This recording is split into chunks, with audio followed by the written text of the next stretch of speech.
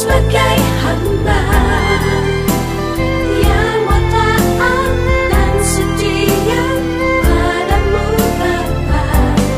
Kemanapun ku bawa hati yang menyembah, dalam roh dan kebenaran sampai selamanya.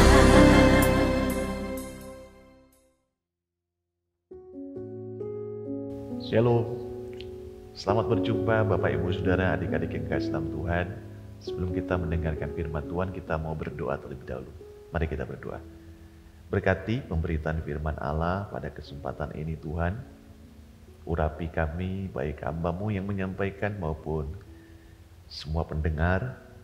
Dan biar firman ini menjadi firman yang hidup, yang menjamah jiwa dan roh kami. Sehingga kehidupan kami boleh diubahkan oleh firman Tuhan yang berkuasa. Kami percaya kuasa firman. Kami percaya Allah Roh Kudus bekerja saat ini. Dalam nama Tuhan Yesus kami berdoa. Amin. Membuang yang berharga. Itu adalah judul renungan saya pada kesempatan ini. Saudara, dikisahkan dalam sebuah kejadian nyata, kesaksian nyata, bahwa di salah satu ibu kota yang ada di negara Amerika Selatan, yaitu kota Peru, ibu kotanya adalah Lima. Itu ada sebuah peristiwa kejadian nyata yang pernah terjadi, di mana ada seorang pria yang berusia 86 tahun yang mengalami kehidupan yang boleh dikatakan tragis, saudara. Pria ini mengalami penyakit borok pada kaki kanannya dan harus diamputasi. Dan ketika proses amputasi terjadi, proses operasi berlangsung, dokter yang mengamputasi salah motong kaki, salah amputasi kaki. Harusnya kaki kanan yang diamputasi, malah kaki kiri yang diamputasi, yang dipotong.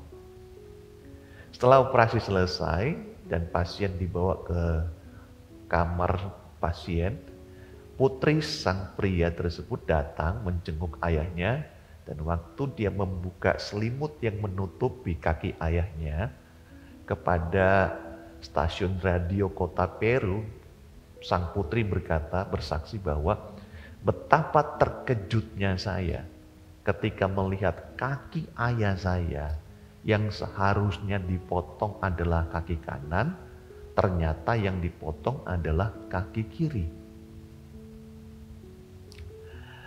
Karena borok yang ada di kaki kanan itu sudah mulai menginfeksi jaringan-jaringan tubuh yang lain, maka mau nggak mau dokter harus mengamputasi lagi kaki yang kanan. Jadi malang sekali pria ini, saudara, dua kakinya harus hilang. Menghadapi kenyataan seperti itu, pihak rumah sakit kemudian mengambil tindakan tegas, menghukum para dokter yang salah amputasi kaki pria tersebut. Itulah kenyataannya, itulah faktanya, itulah ceritanya.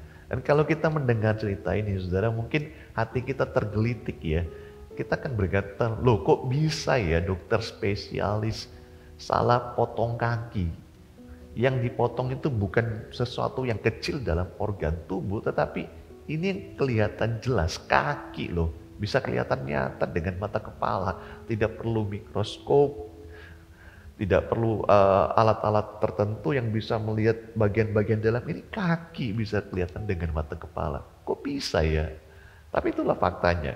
Dan tahu nggak saudara, ternyata sebagai orang Kristen kita juga mengalami hal yang sama. Bahkan sering kali mengalami hal yang sama. Apa maksudnya? Maksudnya begini, kita sering kali membuang sesuatu yang berharga dalam hidup kita. Contohnya adalah waktu.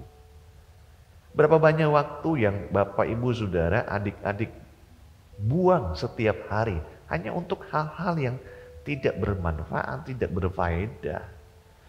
Mungkin sudah berkata ini me time-ku, sudah menghabiskan waktu hanya untuk bermain game, menghabiskan waktu hanya untuk nonton, menghabiskan waktu hanya untuk bersantai-santai, menghabiskan waktu hanya untuk melihat, membaca media sosial, bermain media sosial sama berjam-jam dan sebagainya. Contoh yang lain adalah uang. Berapa banyak uang yang saudara hamburkan percuma hanya karena membeli sesuatu yang tidak terlalu bermanfaat. Apalagi sekarang banyak toko-toko online kan, tinggal buka handphone, lihat salah satu lapak yang ada, kemudian kita mau lihat tampilan-tampilan front wall-nya, tampilan-tampilan luar yang ditawarkan dengan flash sale, dengan harga yang murah, yang hanya berdurasi 1 jam, flash sale yang sudah terjual sekian puluh, sekian ratus, tinggal sisa sekian. Itu menarik kita untuk mau nggak mau harus membelanjakan uang kita. Padahal sebenarnya barangnya kita nggak terlalu butuh. Masih banyak yang lain. Jadi membuang di sini saya artikan sebagai menyia-nyiakan atau tidak menghargai. Nah, kapan sesuatu itu dianggap tidak berharga sehingga kita nggak menghargainya? Setidaknya ada 2 alasan. Pertama begini, sesuatu itu dianggap tidak berharga jika harga satuan, satu benda atau sesuatu itu harganya lebih murah dibanding dengan yang lain. Jadi kalau satu benda atau satu barang harganya lebih murah, umumnya barang tersebut bagi kita nggak terlalu berharga. Itu yang pertama. Yang kedua, sesuatu dianggap tidak berharga jika sesuatu tersebut dibandingkan dengan sesuatu yang lain yang lebih berharga. Contoh, seperti harga 200 juta akan menjadi tidak berharga, seperti menjadi tidak berharga jika dibandingkan atau disandingkan dengan mobil yang harga 2 miliar atau 20 miliar. Rumah yang harga 1 miliar akan menjadi seakan-akan gak berharga dibandingkan rumah yang berharga 150 miliar atau ratusan miliar lain. Jadi sesuatu menjadi gak berharga jika dibandingkan dengan sesuatu yang lebih berharga. Sesuatu menjadi tidak berharga jika nilainya kecil. Karena itu saya mengatakan bahwa keberhargaan sesuatu itu tergantung pada nilai atau value-nya. Nah, orang yang melihat uang sebagai sesuatu yang berharga, cepat atau lambat dia pasti akan mengabaikan keluarganya untuk mengejar uang. Pendidikan anak-anaknya akan diabaikan. Yang penting dia bisa dapatkan uang yang banyak. Dengan uang itu dia bisa sekolahkan anaknya dimanapun anaknya mau, sekolah yang termahal sekalipun, dan dia bisa menyewa guru-guru yang berkualitas.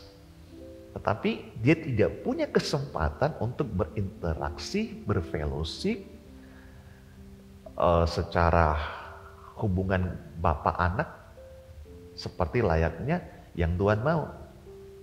Jadi anak dipenuhi kebutuhannya, yes, tetapi hubungan ayah dan anak, interaksi ayah dan anak, kasih sayang dan sebagainya, anak nggak ngerasain. Demikian juga mungkin istrinya, kehadirannya sebagai seorang suami tetap dirasakan, tetapi kehangatan, kasih, cintanya nggak bisa dirasakan. Karena apa? Fokusnya kepada uang. Dia menganggap bahwa uang itu berharga. Karena itu uang dikejar. Value-nya dikejar, nilainya dikejar. Sehingga sesuatu yang penting seakan-akan dibuang. Kehadirannya, kehangatannya, keharmonisannya dalam keluarga dengan istri dan anak-anaknya diabaikan. Karena uang lebih penting. Nilainya lebih penting. Yang lain, karena uang atau harta jauh lebih berharga, maka banyak orang yang tega untuk memutuskan tali persahabatan, bahkan tali persaudaraan. Dan uang juga bisa membawa saudara sekandung ke pengadilan. Karena uang, saudara bisa dipenjarakan. Saudara sekandung bisa dipenjarakan. Bahkan yang paling parah, demi uang dan mengejar uang atau kekayaan, banyak orang mencampakkan iman mereka. Pola pikir mereka sederhana. Ngapain saya harus ngejar-ngejar keselamatan, setelah kematian ada surga? Ngapain saya harus mengejar perkara-perkara rohani, doa, gereja, baca Alkitab, saat teduh, komsel, persekutuan wanita, pria, remaja, atau ibadah youth dan sebagainya? Ngapain tuh? Ngapain saya harus mengejar hal seperti itu kalau untuk makan dan hidup saja hari-hari ini susah? Yang penting sekarang ini uang. Kita butuh uang. Kita butuh hidup.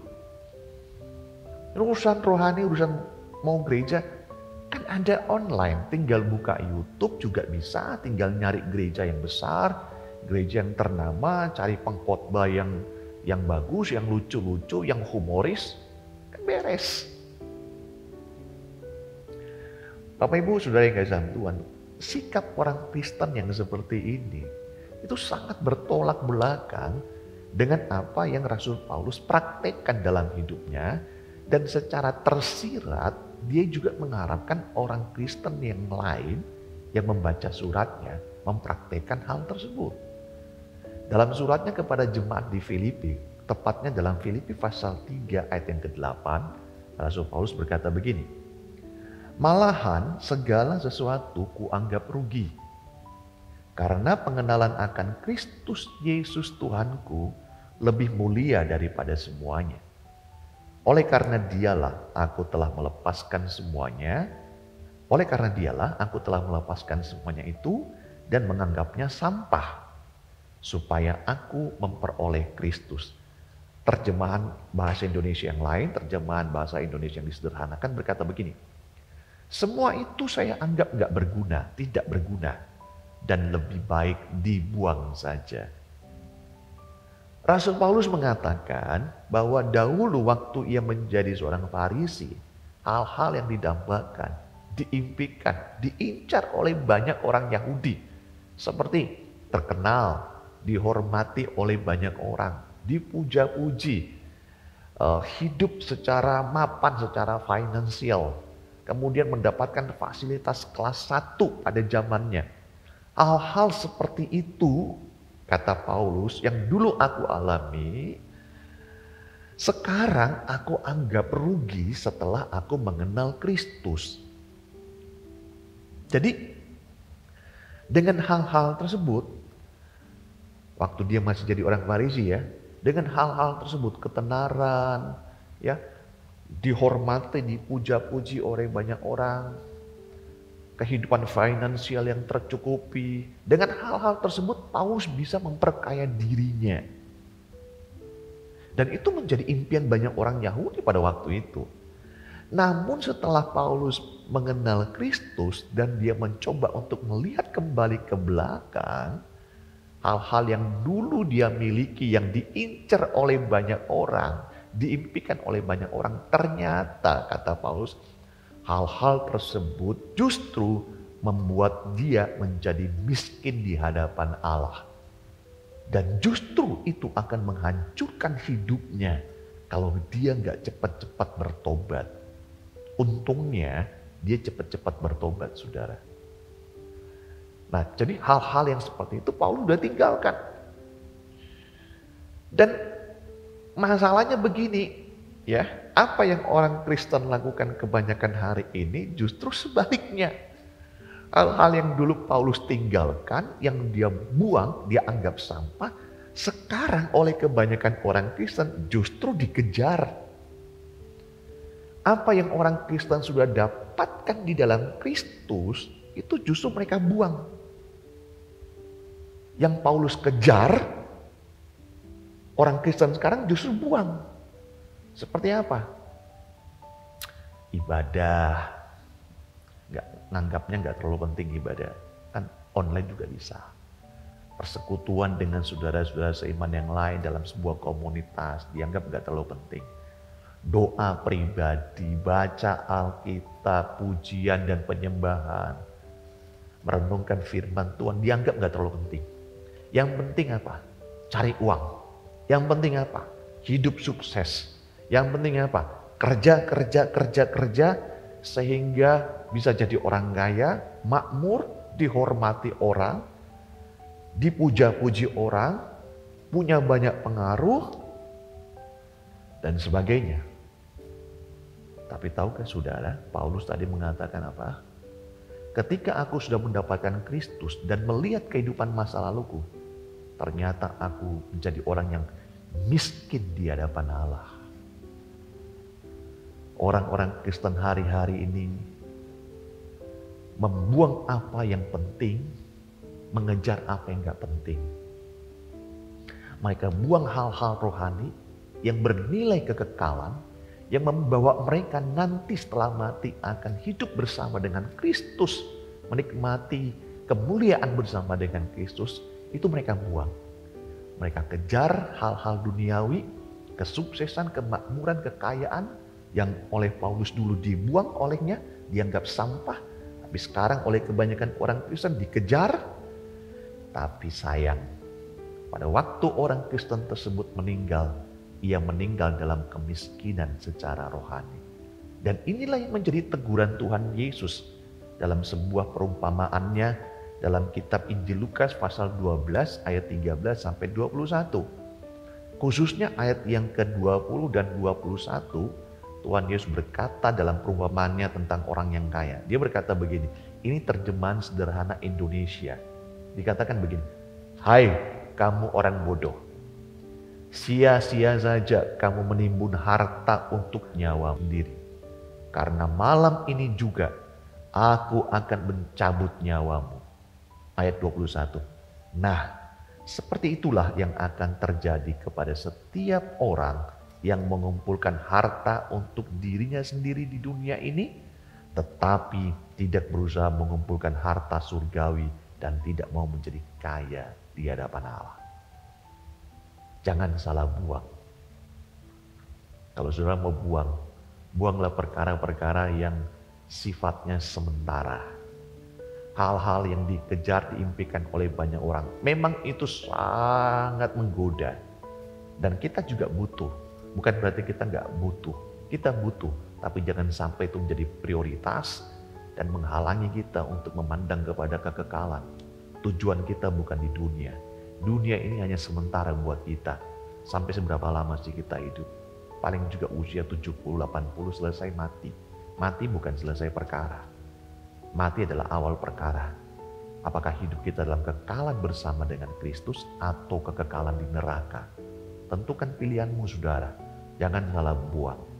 Hal yang berharga, yang bernilai kekal engkau buang. Engkau cari yang tidak bernilai kekal, yang bersifat sementara. Tuhan Yesus berkati saudara.